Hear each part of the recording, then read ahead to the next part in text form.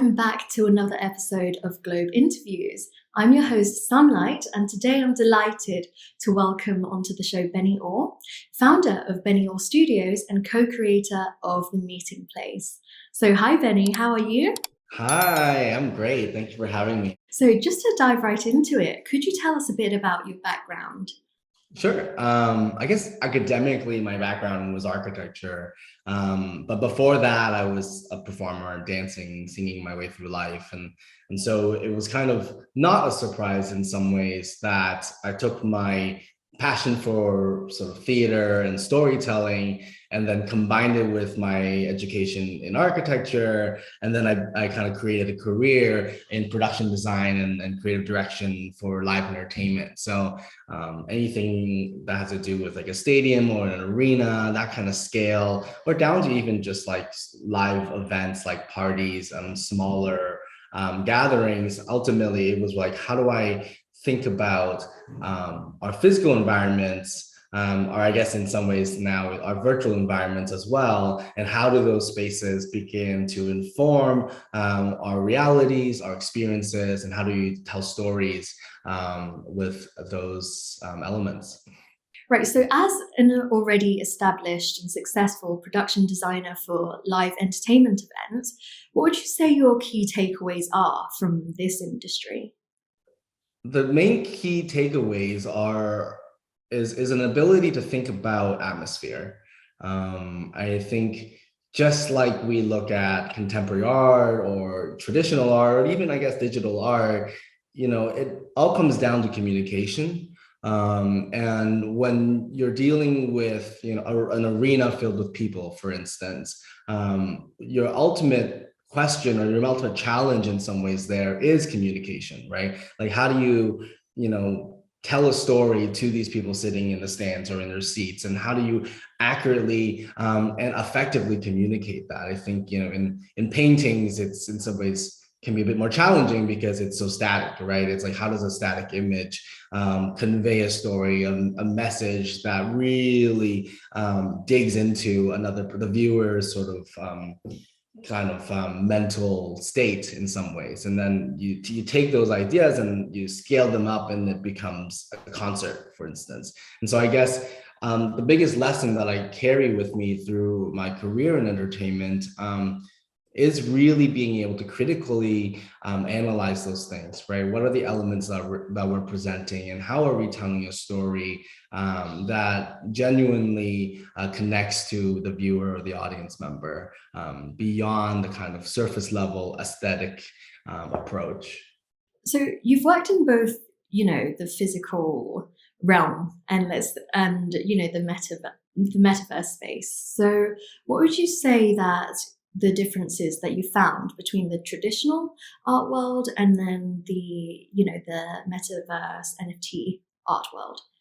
I think, being so new in the metaverse world, it has been very encouraging in some ways. I think, to go back a little bit, part of my background is working as an art influencer in New York City, and that kind of platform came about when I was feeling uninspired as a creative director in the entertainment world, living in Amish country, Pennsylvania, in my early 20s. And so what I was doing there was I was just kind of taking myself out to go see art, to find ways to stay inspired. And in some ways, for a long time, I felt like I was an outsider, kind of peeking into the sort of contemporary art world, and sharing my findings, and kind of in some ways, because I was an outsider, I was able to kind of share and talk about the art world in a authentic and approachable way. Because in some ways, I was taking along my viewers on this journey of discovering what art was in New York City.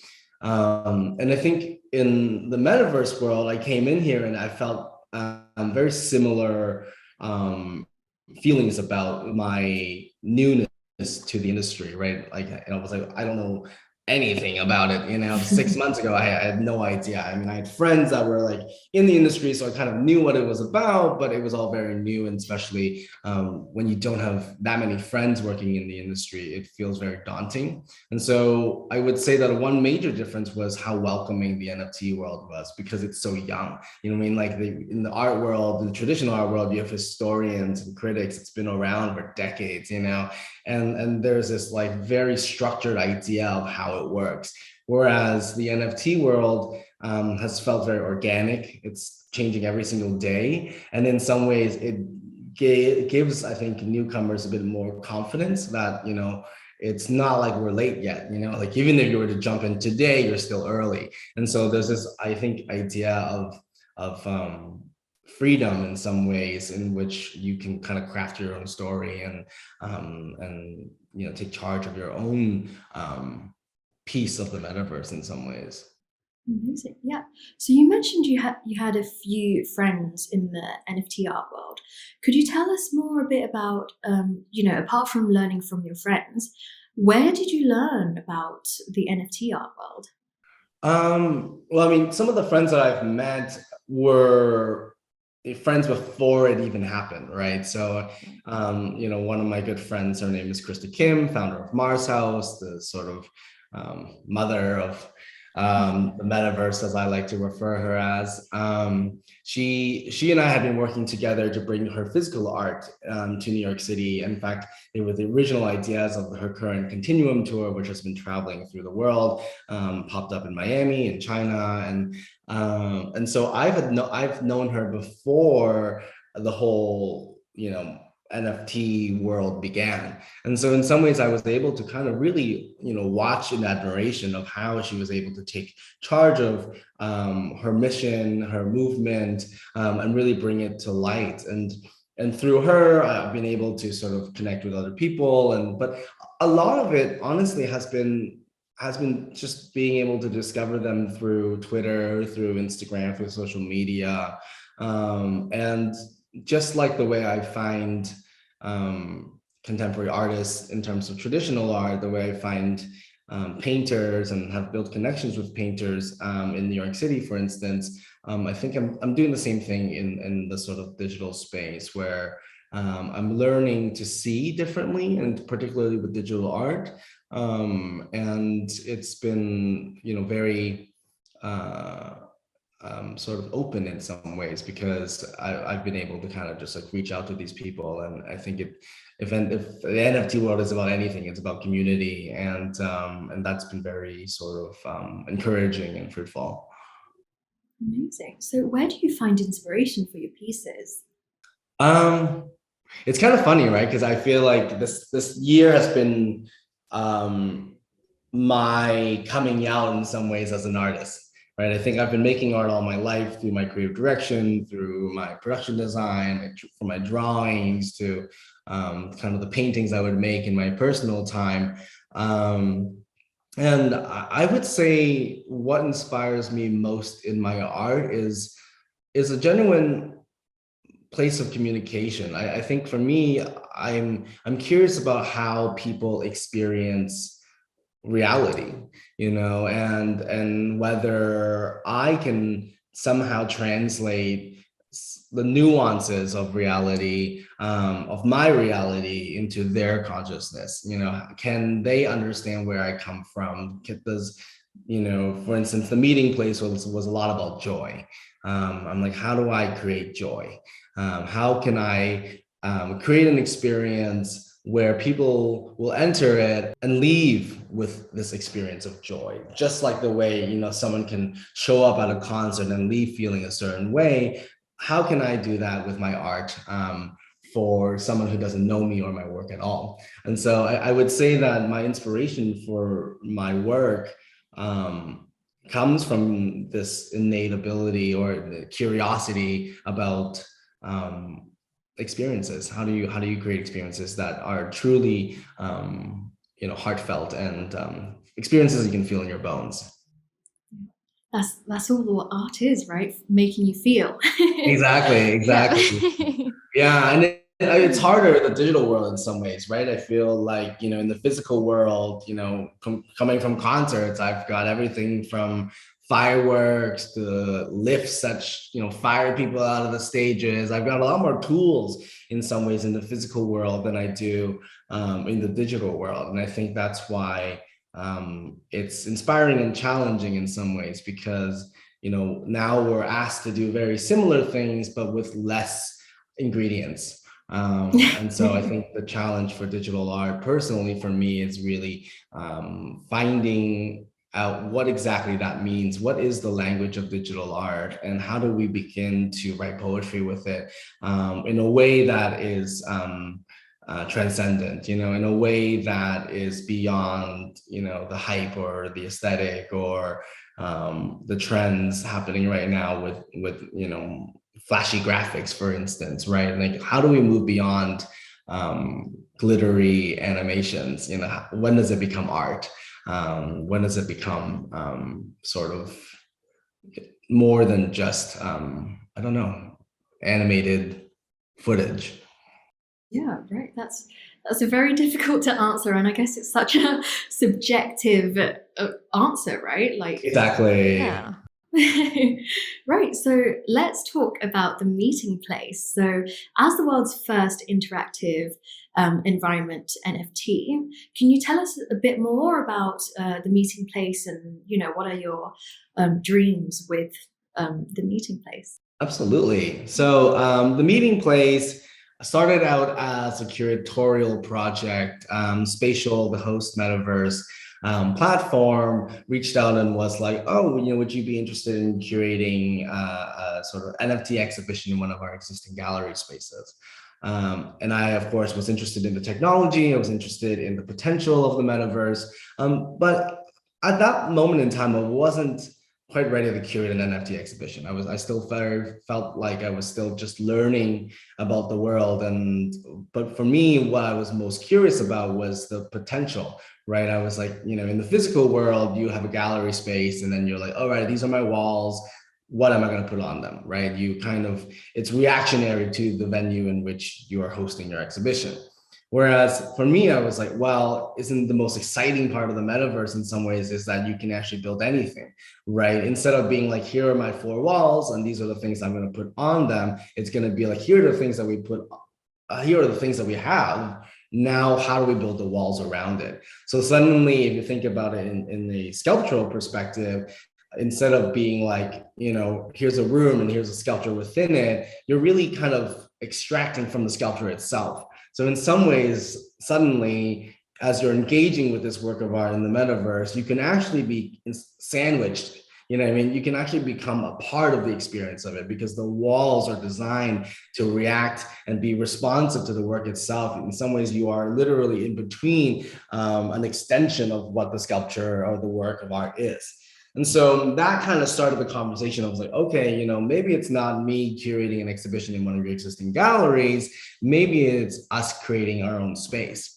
And so that was when I tapped in Cyril Lancelin, French architect turned artist, very similar to kind of my background as well, to work with me on building something unique.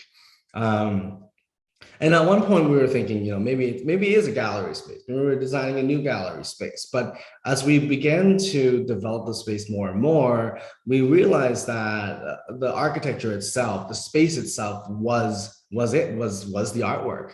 We learned that in the metaverse, because we don't have to have parameters like installation or a roof or windows, we were able to kind of just distill architecture down to its most basic form, which ultimately then just becomes sculpture. Because ultimately this building in the metaverse is really focused on just your experience. It no longer needs to provide shelter from the outdoors, which is what architecture in general is predicated on. Its ability to serve us in a relatively dangerous, I wouldn't say dangerous, but unforgiving kind of world in terms of climate and sort of what's going on in the outside. But so to circle back to the meeting place, So the meeting place ultimately became this artwork, and for me personally, I went from a curator's position into a co-creator's position as I began to insert myself creatively more and more into the process, particularly when it dealt with the idea of atmosphere, and quality of space. And so, looking back now, I think what we really set out to accomplish with the meeting place, both Cyril and I, was a case study project, which challenged what we think of as metaverse experiences. Can we once again create a place that exudes joy? And if we can, what does that mean? A lot of people call the space very beautiful, and that often intrigues I think both of us, because we're like, what exactly constitute as beauty in the metaverse? And how can we begin to take these understandings and to push that even further? And as a whole, the meeting place really is for us a step forward into a future that we see as more aligned to what we would like the metaverse to be. Right now there's a lot of tech companies all kind of fighting to be the premier or premium or the sort of major metaverse platform. And for us, the meeting place is an artistic statement of intent. How do we, as artists, begin to write the future, to design the future for ourselves? And not only that, but to be hypercritical about, what it means to live in the metaverse and what it means to build in the metaverse. So I'm getting a sense that, you're hoping this will be quite an inclusive, space for creatives to Absolutely. join and meet up, right? Amazing. And hence the name, the meeting place, The right? meeting place, exactly. It's where humanity can meet. I think that's Amazing. that's very Web3 in some ways, and Yeah. and it really is about the free exchange of ideas. How can we create a space in the metaverse where people go to knowing that this is where ideas are exchanged. Where are the big ideas happening in the world, right? In some ways, it's like I call it the Roman Forum of the 21st century. This idea that we can create a place in which anyone can go to, and that we could create a safe environment for people to actually create these, or be able to share these kind of ideas for the future. Yeah, that's so lovely. Thank you, Benny. So, yeah, so the meeting place has actually been launched for a few months now. So, what has been the kind of reaction to the meeting place? The public reaction has been pretty. I mean, kind, nice. I don't like so exciting, I suppose. I think when we can get people into the space, or when we are able to show people the space in its fullest form, particularly in full like virtual reality, I think people will get it. I keep saying that, the metaverse has already arrived.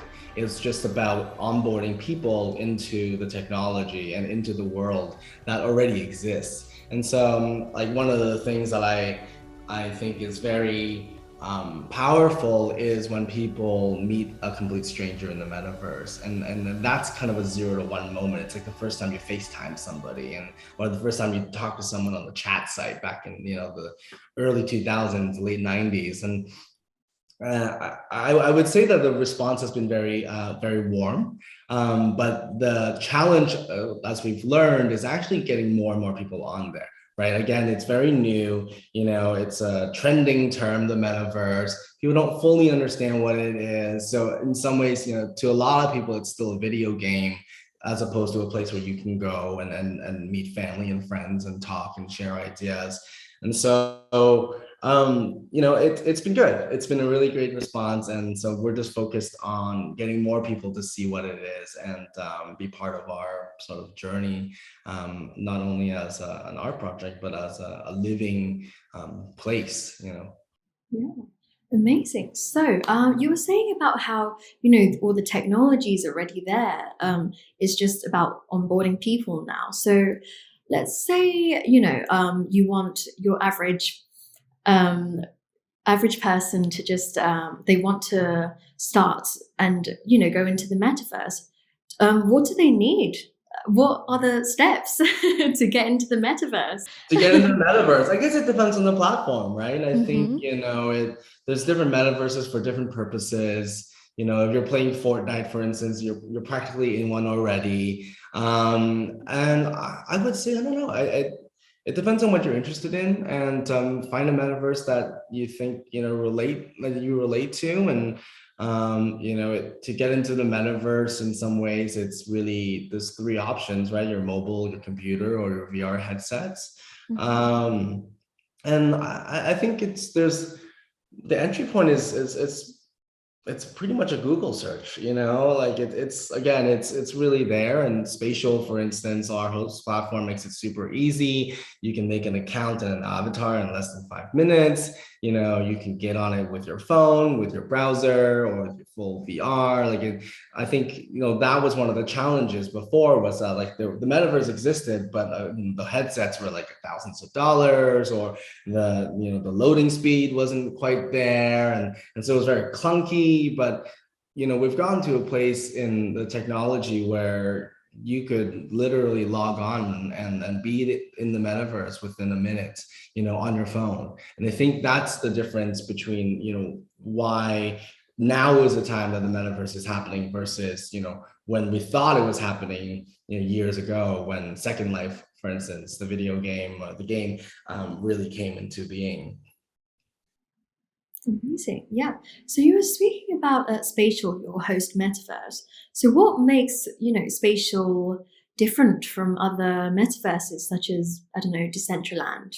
Sure. I love Spatial because it renders the reality closer to, our physical realities. I think, part of accessibility comes from our ability to really adapt and be able to see ourselves within the platform, right? And in Decentraland, it has a vibrant community, but in some ways it's still very much a video game, right? And I always say, like, grandma doesn't want to live a video game life, like grandma's not going to meet you at Decentraland, unless it's a really hip grandma, but like it's not quite close enough, I feel like, to our physical realities for us to really consider it as an extension of our realities. Whereas in Spatial, you're able to kind of render materials and textures and a more humanistic sense, right? In a humanistic aesthetic,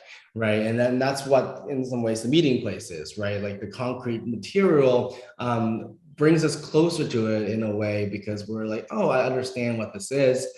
It could feel like a kind of like a real building. The avatars, they're developing, they're getting better, but at least it looks like me in some ways. It's not a cartoon character. And so I think Spatial is very accessible in that way, in its ability to really take our physical realities and kind of recreate it in a way that's accessible. And beyond that, I think, again, going back to accessibility, is how easy it is to get in there. Decentraland is vibrant and there is a community, but it's not full VR, right? Like you can't, walk around, and I think a lot of the richness of the metaverse is about the physicality of space, being able to wave and registers gestures and hand gestures and be able to move around and go for a walk with somebody. That's something that's, I think, unique for the metaverse. And Spatial, because of its ability to go into full VR, also allows for that. And I think that's why, I'm a big Spatial fan, and they're extremely great with creators. And I mean, I can just go on forever, but Spatial is. I'm not going to stop you. Yeah. So thank you. So, right, as the creative director and co-creator of the meeting place, what would you say your typical day would look like?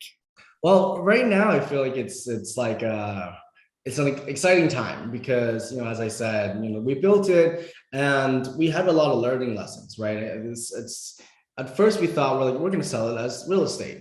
This is going to be the first fully social integrated NFT real estate property that's not part of like a larger ecosystem, right? Like you can buy property in Decentraland, but you're always still kind of within Decentraland. You'll have neighbors. It's not necessarily sort of independent as a space. Whereas, the way that we were thinking about the meeting place was like, here's a piece of property, hosted by Spatial, but it is unique in the sense that you don't have neighbors, you can do whatever you want within your own space, in your own privacy. This idea of private metaverse real estate, or the idea of metaverse real estate as an NFT being sold was new in that moment, right? Ready-made NFT environments. And since then, we've seen, Wilder World release, their apartment series, and we've seen other projects sort of pop up as sort of NFT environments.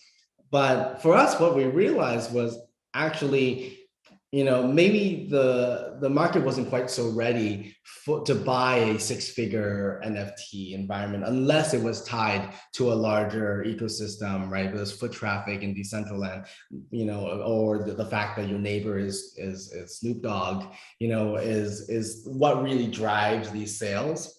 And so for us, we were like, okay, well then, what do we do with it? Because we actually had a lot of interest in the space, but it wasn't necessary to buy it, but to use it. So, we're beginning to think about how do we actually begin to occupy the space instead of being like, oh, here's this one-of-one artwork for sale, like it's like buying a museum. We're thinking more of it like, okay, well, we have a museum in some ways now. We have a building that is capable of hosting, there's people interested in using it. And so how do we put the programming together so that it actually continually supports this idea of what the meeting place is, which is a place for the free exchange of ideas.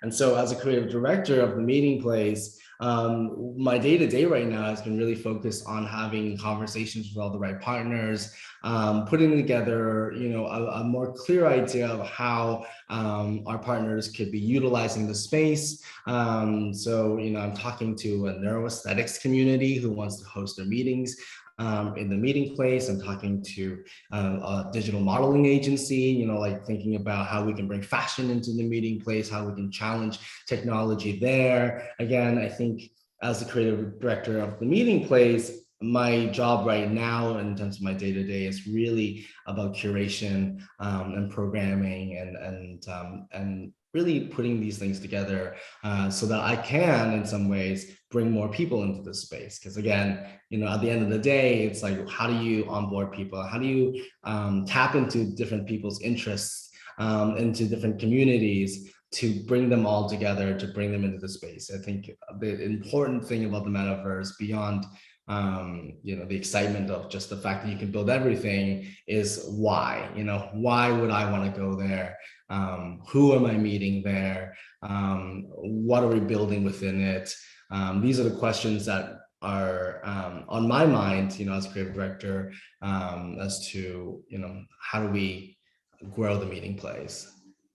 Yeah, that's lovely. Thank you. It's so exciting to see, where the meeting place will go in the Right, future. exactly. Yeah. It changes a lot, and it's like it's definitely a journey. And I think once again, because the industry is so new, I think there's a lot of pivoting, and it's not like, oh, it has to be this or that. It's like really listening to what's out there and how people are responding, and being able to respond quick and be able to adapt. Because I think the meeting place in some ways is a living thing, and it's about respecting it in some ways and listening to what it wants to do. And it's been kind of frustratingly exciting, because you don't really know where it's gonna go.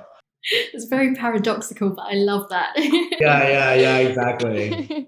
So, Benny, recently you were featured in the Wall Street Journal with regards to the Stop Asian Hate rally, where you're on the front page, and there was a picture of you holding up a placard saying "I am not invisible" on it.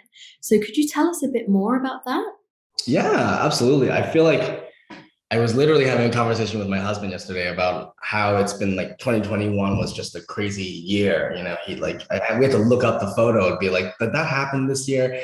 But it did, and so that whole thing was serendipity. I think it was like manifestation in some ways, and when the whole all the incidents started happening, I was like going through therapy personally, trying to figure out, what does that mean for myself and my community and my people. And, honestly, growing up in a white suburban Canadian sort of upbringing, I felt a lot of resentment for my own identity in some ways, right? It's like it was something that I never dealt with properly in some ways. And so when the whole movement came up, through therapy and just through community, talking to friends that were artists and seeing the stories that they were putting forth with their art, I was really able to kind of shed a lot of that skin. To this culmination of a moment where I ended up on the cover of the Wall Street Journal. And I mean, all of this was completely unplanned. That sign I made like 5 minutes before, well, it took me probably 45 minutes, before the rally. I literally woke up the day that we were supposed to go, and I was like, there's no cardboard. I'm like, what are we gonna do? I need to have a sign. And I found like a piece of plexi laying around, and I found some electrical tape, and I put that sign together. And I think, obviously, as I got there, I think people began to understand that sign more personally. And I think in the heat of it, I was thinking about, how important it was for all of us to become more vocal and more present in culture. And then that's really what the sign is for me personally. I think there was a lot of shying away from being public as a person, as a personality. Even though I had an Instagram following, I oftentimes hid behind my content because I had this, I don't know, innate fear or perspective that the world was inherently racist, and that if I was to show myself, they would realize I wasn't, a white person, and they would unfollow. Like literally, that was my fear, was that if they knew that I was Asian, that they would probably unfollow because people just don't like Asian people. That was kind of the way that I saw myself and in my own work. And so in when that came out, it was actually like I didn't know I was going to be on the cover. I got a text message in the morning from my friend who reads the journal and was like, did you know this was happening? And I was like, no. And we literally found it. We had to go all the way to Wall Street because I guess they don't sell Wall Street journals in bodegas and like corner stores anymore. You have to go to Wall Street for one. But I think that was in some ways very personal, because it was very new for and very vulnerable for me, even to be able to present myself, to be representative of my people in some ways. And I just never thought of myself in that light. And so that incident for me is serves in some ways as a reminder of in some ways our shared responsibility, right, as for our own peers, for our own Asian or AAPI counterparts, to have a voice and not be afraid to use it. And I think even as I pursue my career in entertainment, or as I'm building a personality within the NFT world, even, I think that's also kind of on my mind, is that like, how can I be somebody else's hero? How can I be an example for somebody else out there that doesn't see themselves in the NFT space or in the art space? And of course, I'm also inspired by other artists that are doing the similar things. And I think it's really what I learned from this last year is about, that we are not alone and we are not invisible. And so it really is about tapping into that community and being able to find strength in that. That's really inspiring, and obviously it's very important right now, Yeah. And obviously, so this podcast being one of the cryptosphere, do you have any, plans to maybe take this "I'm not invisible," sign and maybe, create an NFT out of it, maybe? I think so. I think Yeah. there's definitely a possibility in that. I mean, when it happened, I was thinking about making physical signs, but potentially there's definitely something we could do maybe in the digital world. Again, like, I mean, honestly, I just want to fundraise money. I was like, how can we make some money for the Asian people? Like, like, I mean, I don't want to get anything out of it. Yeah. I think it's just whether we can produce that and get this community around it. Absolutely, I think that's a possibility. Yeah, that's exciting. Right. So, right, where do you hope to see the world of NFTs go in the future? I think for me, I I really want to see the level of um what's proficiency in some ways, artistic proficiency, that you get when you go looking for art in the traditional sense. I think, I think Kenny Schachter, art critic and NFT evangelist, talked about how NFT is like the creation of paper. And I think it's accurate in the sense that I think it's a completely new medium that we have yet to fully explore and master. And as we're learning to appreciate digital art, I think it's important for us to really understand what it is that we're appreciating, to be able to see digital art in and have a level of proficiency. Right? It's what's the word I'm looking for? Um, it's about being able to really be literacy. I think that's the word I'm looking for, right? Like to have to find a sense of literacy in our ways of understanding digital art.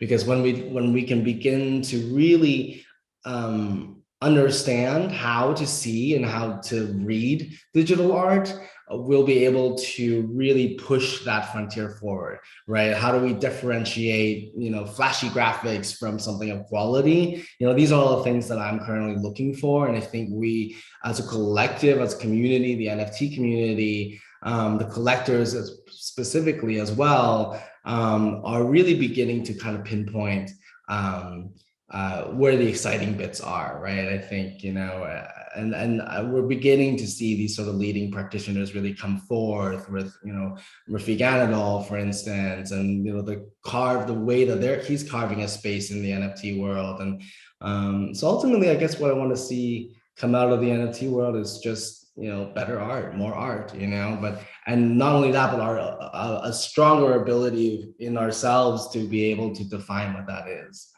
Yeah, that's lovely. So, do you have any advice for anyone wanting to, venture into the world of NFT art? Advice. I think just do it, get on Twitter, get on Twitter. I think that's a big one, like I think, the community lives on Twitter. And so I would say get on Twitter, get on Discord, find your friends, find people doing similar things that have the same sort of journey as you. And I think, you'll realize very quickly that everyone's pretty much new at this. And just have fun, there's no rules. I think in the traditional art world, it's a bit harder because the startup cost is higher, and there's much more of a structure on which you need to follow to succeed. But in the metaverse and the NFT world, it's really an open ball game, and just focus on the work. Also, I think that's like any art, focus on the art, and eventually people will recognize that. So, Benny, thank you so much for taking the time. And, so for our curious viewers out there, can you let us know how we can get onto the meeting place? Absolutely. So to get onto the meeting place, you can do it in 3 different ways. The best way is going to be in VR. So if you have an Oculus headset, then download the Spatial app and you'll find the meeting place as one of the spaces that you can go to on the Explore tab. Or you can download the app, the Spatial app, which will also allow you to get on there very quickly. And finally, the other way is to get on it with your browser at spatial.io. Again, it takes like no time to build your own custom avatar, and you can just hop right in there. And I'm always in there as well. So, odds are maybe we'll bump into each other. We can exchange a few words at the meeting place.